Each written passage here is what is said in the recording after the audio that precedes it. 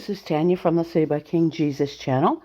So today I have something quite interesting to show you guys, and I suggest praying before you watch because this is insane, but we kind of knew it was coming. It's definitely like a Black Mirror episode, if you know what I mean, and it's something I've been warning about for the last 4 to 5 years, and really, truly, it is like a Black Mirror episode.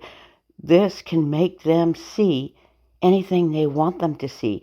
So if the real followers of the way get in their way, they can make them see us as demons. They can make them see us as any way they want to through this technology. I pray against this technology, but it is happening. Anyways, have a look. The black mirror spots they're blocking the peripheral vision and they're creating shadows in the eyes. And then when you close your eyelids and look through them, no sunlight is actually entering through the lid. For driving, I think that it's impacting the ability to see somebody coming in the other direction before pulling out into that lane. It doesn't always get it right, so cars are pulling out in front of other cars because they can't see them. One of the things that I first noticed was that my whole eyelids were blackened or darkened, and there was no longer the same light entering my, outer light, not direct sunlight, but outer light of daytime, entering my eyes in the same way. The technology, has grown into the shape of a golf ball within my eyeballs, and images are being computer programmed into the panels. Is that this technology has been put into our bodies and it's grown through our eyeballs, and it's live streaming cognitive imagery to influence our behaviors and choices. My brain has become more aware of the time changes or time distortions or time delays associated with the imageries coming into the eyes. It's literally having a constant internet device in the eyeballs that is engaging with us. Lots of people are experiencing the hallucinations, creating these visual illusions that look like somebody's standing in the room or look like somebody's standing at the door, or so they're like shadows, and they've effectively just live streamed internet into our brains. I don't think that this can just be detoxed.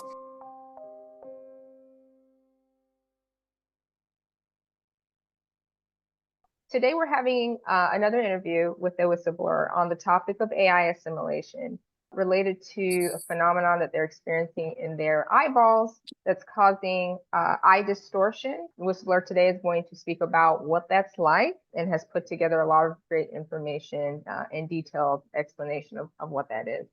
And so I'm going to start with a PowerPoint presentation that gives an overview of that experience, and then we'll go into some details, some additional details about it. This presentation is called Black Mirror Spots in the Corners of the Eyes. Hello, everybody. I'm just here to discuss the presence of these black mirror spots in the corners of my eyeballs. I've had my blood tested multiple times, and I have nanotechnologies or nanoparticles inside my blood. And I've been documenting the design over a couple of years and discussing the experiences with other people. And then one thing that I thought is that many of us have accepted that there's technologies all through our bodies now. And we were discussing, what is the actual design or the how do we identify these without any testing? And one of them is that these masses of what I think could be nanotechnologies, I believe them to be nanotechnologies, have formed in the corners of my eyeballs, and they are actually black mirrors, and they're spots, and they reflect back into the eyes. And so today is a short introduction about where the black mirror spots are and some of the basic identifications, and just to get people to test themselves. And then after that, we'll go more into the way that the actual presenting some sort of theories for how we're understanding what's happening to us.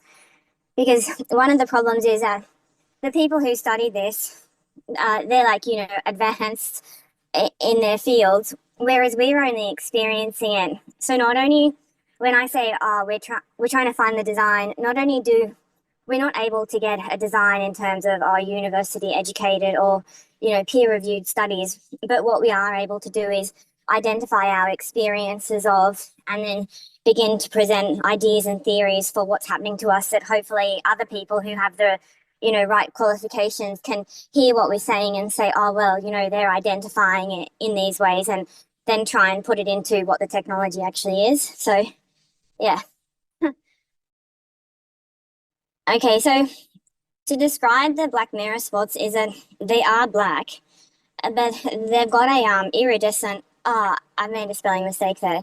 They've got an iridescent blue lining around them, and when I press my finger into my upper eyelid, which we'll be doing on the next slide together to identify where they're located, but when I do that, I see the black spot with the blue iridescent glow around. Another thing to consider is that when you're looking at the slide, this spot is presented in a specific size, but the actual spot of it inside my eyeball is very small. It's more like the spot that's below. So if you press your finger into your upper eyelid and then move your eyeball from left to right, so that's the test, but there's excuse me, there's spots on both the inner eyelid. Sorry, they're in the upper eyelids first of all, and they're both on the left and right of the eyelids in each eyes. So the blue lines on these pictures indicate that on each side, if you when you're pressing your finger into the far right of your right eye, the iridescent blue spot will show on your right eye, but on the left eyelid. So it will show on the opposite side that you're pressing. I don't know whether this is because it lifts up light into the upper eyelid, or how it can be seen just by pressing on the eyelid. But yeah, they're on both left and right eyes, and I believe that when I move my finger along the top of my eyelid and moving my eyeball from left to right, I believe that there's actually a third dot that's in the far corners of the eyes. It's above that as well, as in like I can physically see it with my own sight. Here's an example of it. I identified it in yellow so that it was obvious for people to see. That the black panels, the black mirror dots are in those areas of the eyeballs. This morning I lifted up my eyelid and then I pressed into the eyes. I believe that the panels are actually embedded into the eyeballs and not in the eyelids, but it's obviously very difficult for me to, tell or confirm this. So, yeah, I hope that other people can test as well, and obviously people who have equipment can start looking. There appears to be a black mirror spot in the actual eyeballs side, so it's like looking through it, looking at it, or looking ahead of it. So to say that some sort of design with the technology is has placed the technology into our vision so as to effectively move the technology to then influence the way that we're looking.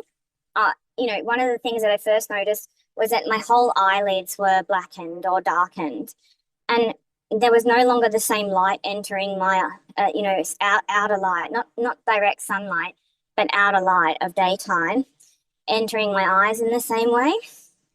Then after that, I can't remember. It was sometime during the studies of last year that I became aware of the black mirror spots. But it wasn't until like recently when I was thinking about, oh well, everybody's fully aware of the nanotechnologies now. So how do we move into the whole like, oh well, AI assimilation? And so a really obvious one would be for the black mirror spots, because people can easily test their eyelids straight away. The other thing is that the black mirror spots they're blocking the peripheral vision, and they're creating shadows in the eyes. So the eyelids are also shadowed. And then when you close your eyelids and look through them, no sunlight is actually entering through the lid. In the past, I used to close my eyelids and there was a skin color. Then the other thing is that when I think that the technology in the eyes has created sensory changes to the nervous system between the eyeballs and the face. And so there's sort of like a loss of full sensation of self when the technology is functioning in the eyeballs. And then the other point is that in that bottom right-hand corner is that those black mirror spots that are over the eyeballs, it's like a transparent film when you're looking through it, or you're looking just past it. So it's there, but it's not there. So you really need to use like keen judgment when looking at imagery. Like one thing is that I think that it changes the way that the eye focuses. So you can see it a lot in graffiti art. When you're going to look at a wall of graffiti, that area where the gray is in those images, it has a sort of tube focus that only focuses on one area of the entire graffiti wall. So it's like restricted and controlled the way that the eye is taking in imagery. Let's say that if the graffiti wall has a panel of 100 panels, so I can see all of the 100 panels, but that one area of my eye where I'm saying this black mirror spot tech is it can only see the one panel out of those 100 panels. So it's like a sort of, lens, extra lens, or, the tech has altered the way that our eyes are not just focusing as in the action of focusing, but the actual receiving of image focusing, and then also the mental awareness of what information the site is giving us at the same time. The next one is the nanotechs are coding image and moving image into a golf ball pattern into the eyes. So my way of understanding what's happening is that the technology, has grown into the shape of a golf ball within my eyeballs. And it has those patterns as described like the honeycomb. And within the honeycomb are these like tiny little dots, which is what forms these black mirrors. And those tiny dots are like plasma TV screens, or the iPhone, or iPhone, whatever, mobile phone or tablet or laptop screens. And images are being computer programmed into the panels. So for the placement of a black mirror, to think that, to take it from our own experience to understanding the design at the same time while experiencing it, is to think of that golf ball and this placement of this panel in the corner of the eye, which has images being coded into it, which can either be like a flash of an image or a color or a picture of what to eat or something to influence behavior, or, the picture of your mother so that you'll call her. So, my conspiracy theory is that this technology has been put into our bodies and it's grown through our eyeballs, and it's live streaming, like how we're talking now. It's effectively like live streaming cognitive processes, it's live streaming cognitive imagery to influence our behaviors and choices.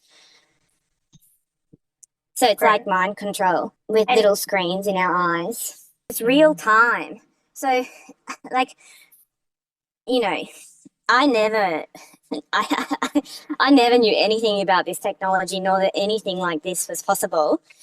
And when it started happening, it was just so rapid and, in real time. But over over a period of, whatever, it's been 3 years, my brain has become more aware of the time changes or time distortions or time delays associated with the imageries coming into the eyes. And then, not only I documented them, but we also had a group. And so then we openly discussed not just what we're experiencing, as in like, oh, well, I'm experiencing myself standing here, but how we're experiencing ourselves standing here. So we were like secondary viewing the images. And it definitely is like it's literally having a constant internet device in the eyeballs that is engaging with us, just how you and I are talking this sort of video face to face through the phone.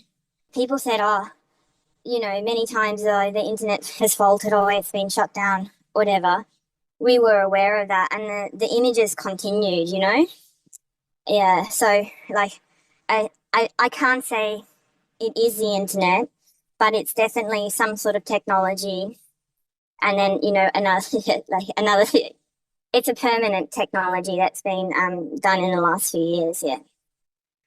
Yep. So so some of the images that frequently show up, I think I said, is what item to purchase at a cafe, and then showing what to look at your phone or computer before looking at it. So it's, suggesting and influencing.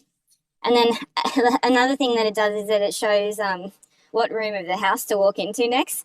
And, one of the other guys in the group and I was joking about this because we were saying, oh, well, it's supposed to be such a complicated computer system, but how many ways can you code yourself walking from your bedroom to your kitchen before you become used to the same code? The next one was obviously that it shows the face of the mother and the father. And because it's showing the face of the mother and father into this like paneled space, it's not actually the life of the mother in a memory. It's the photographic one-dimensional picture captured of her, because it's, been programmed. And then the other things is that people reported artificial dreams. And my theory is that when we're asleep, our eyes are being shown, effectively a live stream sort of TV, very, very complex AI systems showing, imagery, which is, I think the intention is to reprogram our brains. And then the other thing is that I've been saying to people to think about this as a type of artificial cognition, or even, I mean artificial consciousness, to say that the intention of the software program was to assimilate with our own consciousness, to engage with us on a daily basis. So it's not artificial consciousness as in, oh, they've programmed consciousness. It's the engagement. It's the software engaging between the brain as a consciousness. Yeah, okay. Yeah.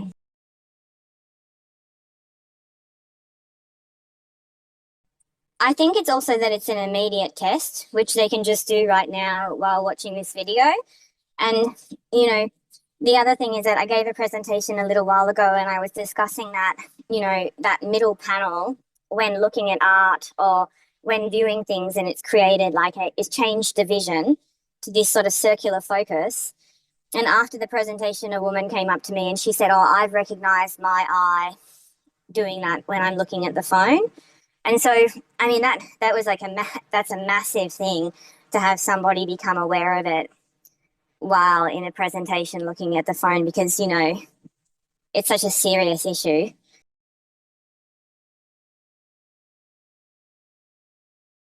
I've been, trying to suggest that it's a possibility that this is a technology in the eyeballs,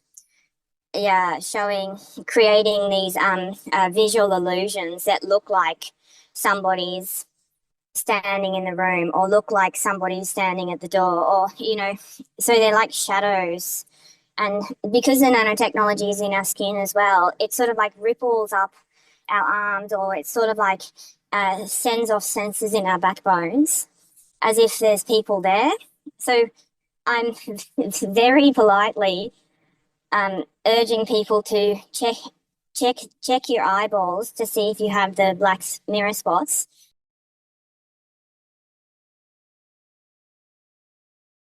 I think that they used people's spiritual and religious beliefs to program people into beliefs that they were under like full on demonic attack, rather than is this like, a secondary action of evil.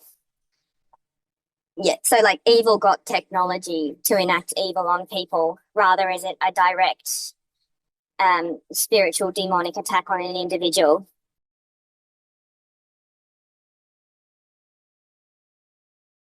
Yeah, I think that some of the technology in the eyes is also like a nano dust and sets of nano dots. So the nano dots are in a rainbow collection of different, they're in red, blue, green, purple, yellow, and orange. And then the other substance in the eyes is a nano dust. And so I, not for this presentation, but I started to, I started to identify the language of the sensations, which is that the technology burns the eyes. I think that the particles are actually able to move in and out of the eyeballs in the same way as beeves move in and out of the hive. So it's the sensations are there, but they're numbed burning. Yeah, and it's changed the color of the whiteness or sclera in the eyes.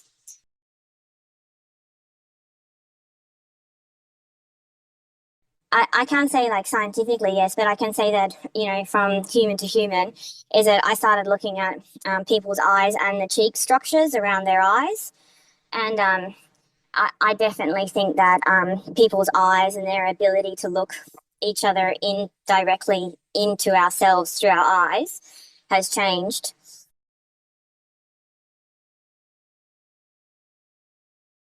The eyesight problems are there, and the discomfort, as well as the swelling in the mornings, the blackens in the eyelids, the particles moving, the physics quality to them, which is production of sort of a heat and the vibrational waves, and then also those things are all there.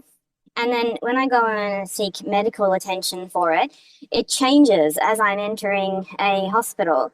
And so my theory on that is that because this is programmed technology, the software has been programmed to identify anybody seeking treatment to then reduce the use of the programming while they're seeking treatment so that the symptoms are no longer there.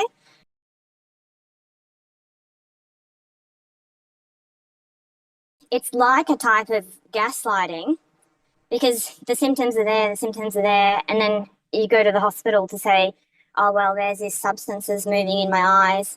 I've had my blood tested. I've got these nanoparticles through my blood. I think that they're also in my eyes, and I'd like to get the fluid in my eyeballs looked at. And then the symptoms just aren't the same. So I believe that the software has been programmed to stop the use of the tech, to stop making the technology move in the eyes upon seeking treatment, so that it doesn't look like it's actually happening to the person and the person says, oh, well, the symptoms have gone now. But when you walk out of the hospital, they return immediately.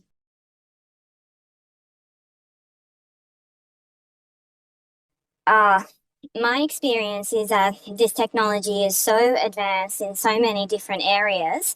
The people who designed this system have come from so many different backgrounds of knowledge that my personal belief is that, I think that this was done during COVID pandemic, and that we had this technology put inside us as a covert military operation. So I think that the general public, the mainstream public, we've all had this happen to us. And it's my belief that scientists need to be made aware. And for me, my goal is to work towards having those people become aware of what's happened. Because I think that we're not just looking at a bit of technology in the blood or, nano dust in our eyeballs and brains, but they've actually they've done a sort of like nanotechnology neuromodulation of our nervous systems. They've altered our nerves to muscles to control and influence our body movements. They've put the technology, or they have the knowledge, that they've put the technology in our heart and brain spaces to alter our physics of our body, and they've effectively just live streamed internet into our brains so as to put us under like our total control using psychology of extreme torture, dictatorship, and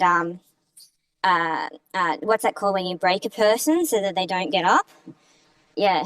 So I think that that's, to me, like when I have the awareness that that's what's happened, I usually try and go to, you know, as many like, yeah, I don't think that this can just be detoxed. I think it's a really major set of many technologies working at once, and it's extremely complicated and is a catastrophe for all humans, animals, and plants. Yeah, and yeah, so that's my belief.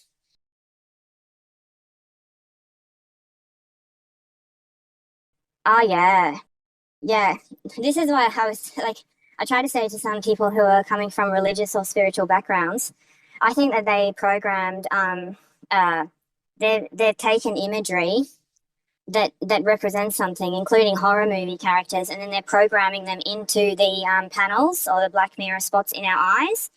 And so the black mirror spots are like a TV showing into our eyeballs. So it looks like, you know, like with a sort of that a mathematical illusion of, oh, is this happening in my eyeballs, or am I seeing it in reality around me? And it's like these shadow creatures walking around from horror movies.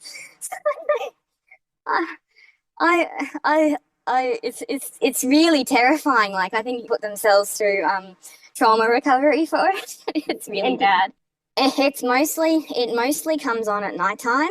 During the day, I think that the programming is way more refined around the iris and in the pupil. And like this is more advanced. We'll probably have to discuss this. We'll discuss this in the future. But what we're thinking is that cognition or a cognitive process has been minimized over time to a specific area in the eyeballs, and so we engaging in our own thought with the AI that's programming the tech in the iris and the pupil, and it's sort of like, you know, stimulating areas of the eye which we've been programmed to experience as our own cognition. So I experience that more during the day rather than the visual. Well, because I'm interested, like when other people start coming out about this, or whoever's listening around the world, what are the language? Because we say, oh, well, they're visual hallucinations, or it's like, you know, another thing is that the movement of the tech, the physics of it, has created a sort of like brain-based delirium. But, you know, if I spoke to software programmers, they'd start to say, well, it's not literally a visual hallucination because they're creating an illusion of imagery into the panel in the eye. So then the retina in the eye is receiving that panel image as if it's actually sight. So then, you know, we'll move from visual hallucinations and, you know, to you know, a more software programming language.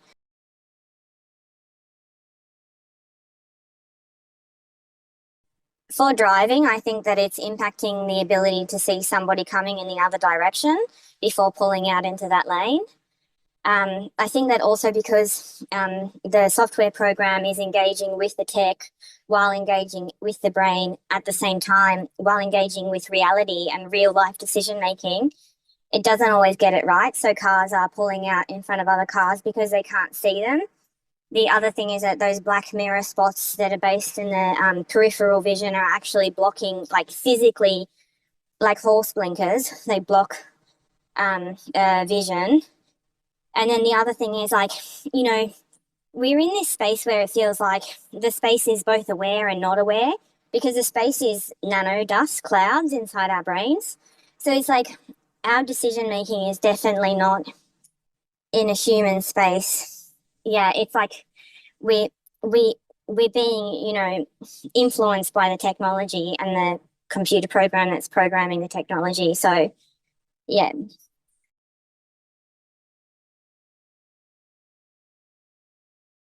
Yeah, that happened for a period of time.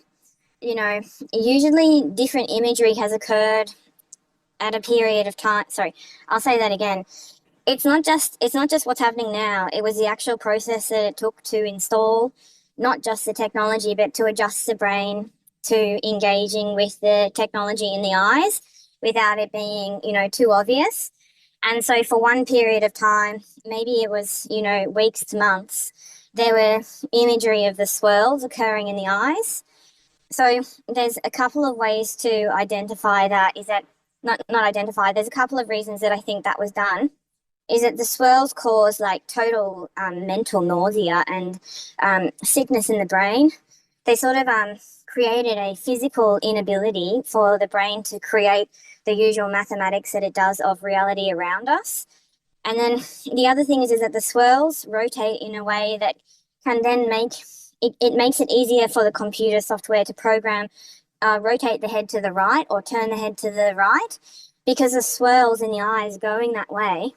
And so it's sort of like it's created a lucid state where we're like, hypnotized and in states of extreme fear and terror to then rotate our eyes, to then which results in us moving our heads.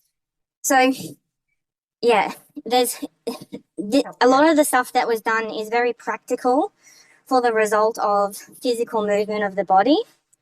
Yeah. And obviously the other thing is that it's like hypnosis, masters of hypnosis.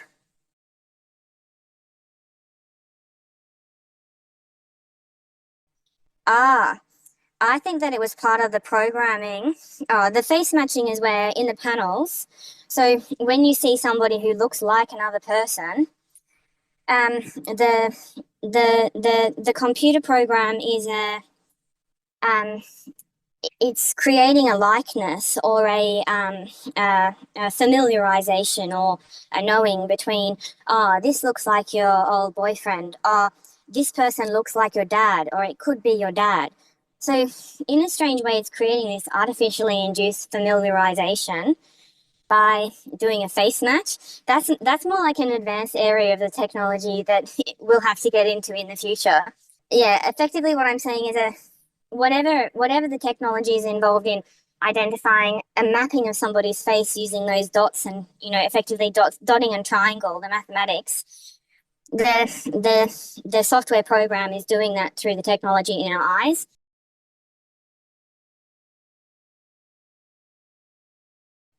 Yeah, I think that because the technology has grown in this maps or netting in our face, and then it's moving, and so it's slowly broken down the tissues in our faces. One of the main areas is like, those sleeping masks that people wear, the eye face masks. Like, okay, they've one of the areas is like that over the eyes. It's like a visor. And then the tissue damage is on the upper cheeks, and it's going down to the jewels and via that nerve that's pulsing in between from the jaws. Sorry, from the jaw in between the teeth, and then it's a loss of the cheek area down to the chin. I think that's because the technology is creating micro movements in an attempt to either influence or control facial expressions. And as a result, it's actually broken down the facial structures of people. It's most obvious to me in women's, including teenage girls, which is extremely upsetting to see. It's in their upper cheeks, and then the sagging of the jewels. I haven't looked at men in the same way. It's in the high cheeks of the women. It has just dropped, and then it's because the cheek area has dropped. It's caused a unnatural wrinkling around the eyes, because obviously, before we got wrinkles because we had aging wrinkles, whereas now it's like nanotechnology in the skin wrinkles because of the degradation to the skin and tissue. It's really upsetting for the teenagers because obviously we all care about our faces so much at any rate. But I really think that, if there are other women, please, take action, because for the teenagers, it's just so bad for them to go through. And yeah, by outing this, I hope we can get all of the technology shut down.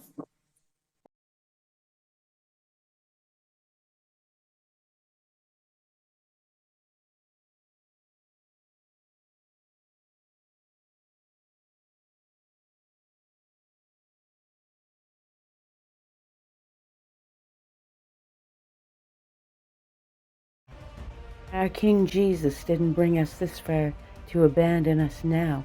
You were called, you were chosen. You were knit together in your mother's wombs, fearfully and wonderfully made. We are called to serve. King Jesus bless you all. I speak the name of Jesus over you.